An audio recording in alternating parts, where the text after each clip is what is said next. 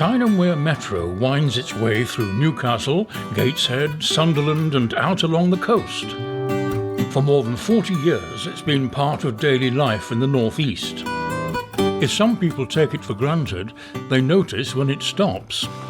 It carries a sense of local pride, even if calling it innovative these days might feel a touch generous.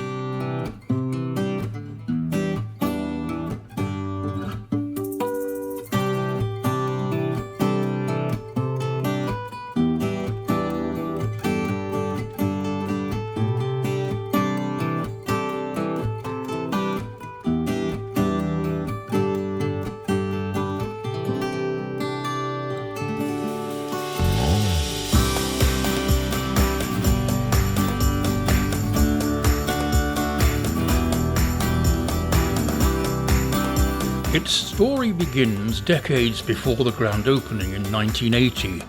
Long before that, Tyneside was the home of one of the world's first suburban electric railways, the Tyneside Electrics, which began in 1904.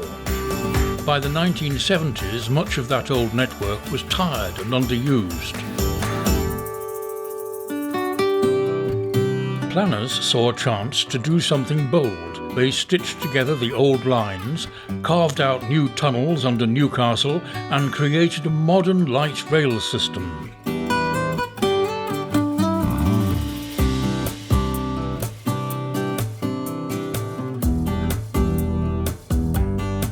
When it launched in 1980, it was the first of its kind in Britain, well before Manchester, Sheffield or Nottingham. For people in the region, it changed how they moved. Today, the metro tracks stretch over 80 kilometres on 2 lines.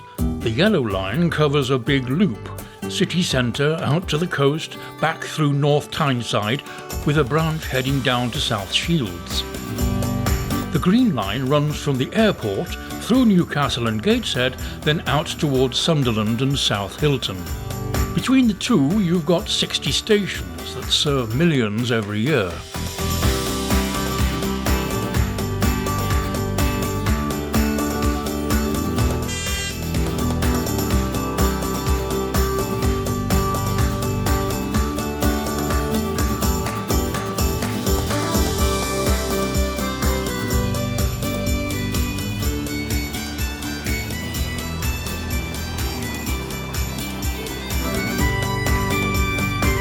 Students ride into campus, shoppers hop on to get into town, families pile in with buckets and spades for a day at the beach. And on match days, trains groan under the weight of fans heading to St James's Park or the Stadium of Light. The Metro is part of the cultural rhythm of the North East.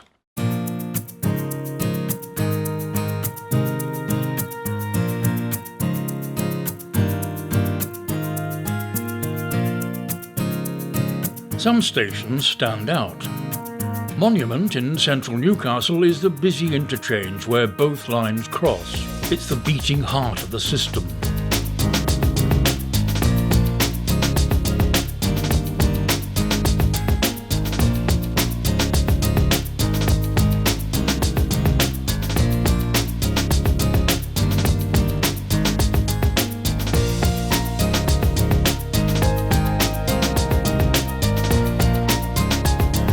Central Station links with National Rail, which makes travelling around the UK that bit easier.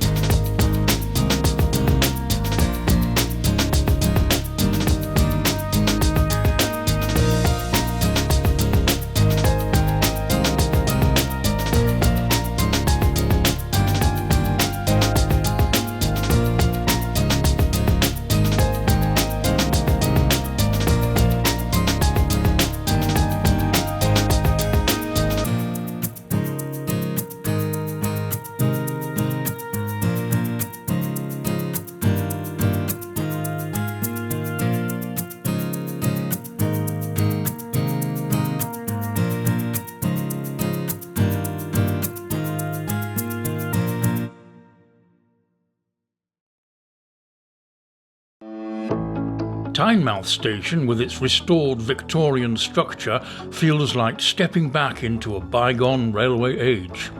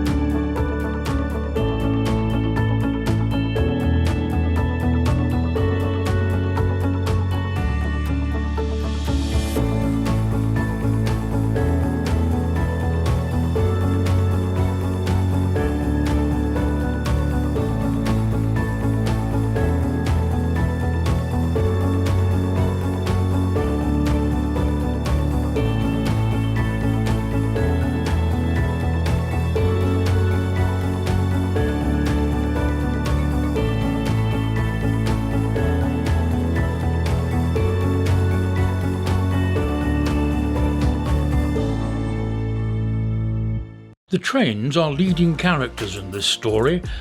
The yellow Metro cars, Class 599s, have been in service since day one. Nexus refurbished them in the 1990s and again in 2010s, but even with replacement parts it can't fend off entropy.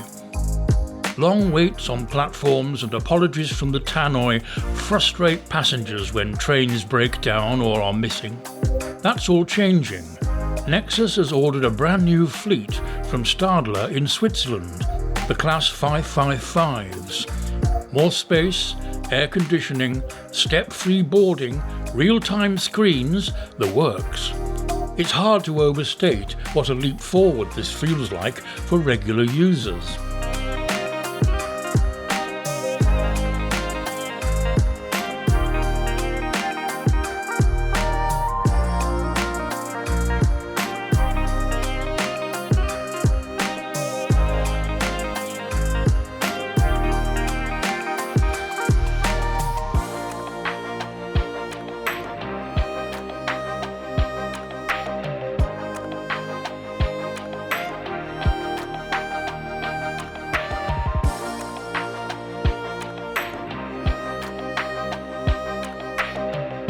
One of the quirks of the Metro is that it doesn't slot into a category. It's neither a tram nor a conventional railway. In Newcastle and Gateshead, it dives underground, but elsewhere it runs on open suburban tracks, right to the coast.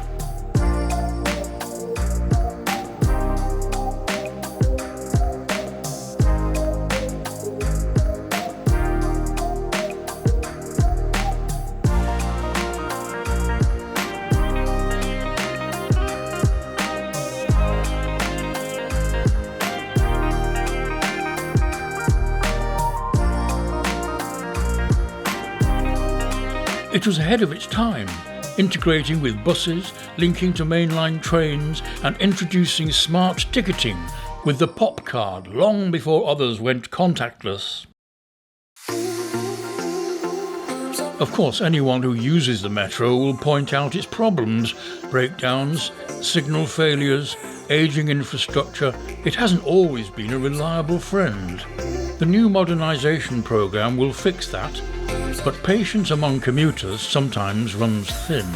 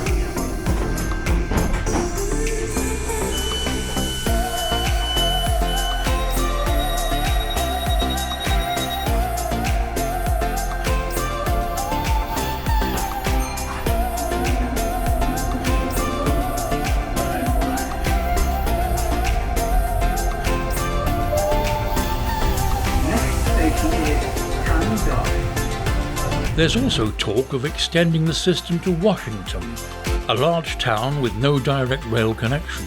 It sounds sensible, though whether it happens is an open question.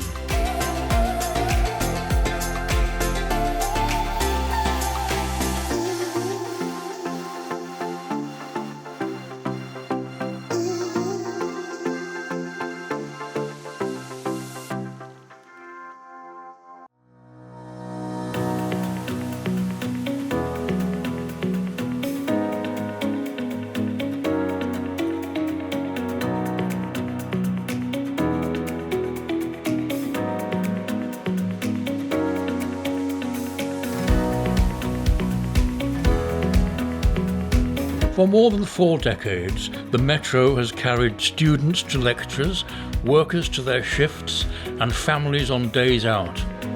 It has stitched together communities across Tyne and Wear. Its future depends on investment and planning. The Metro will keep shaping everyday life in the North East for years to come. The Metro provides the pulse of the region.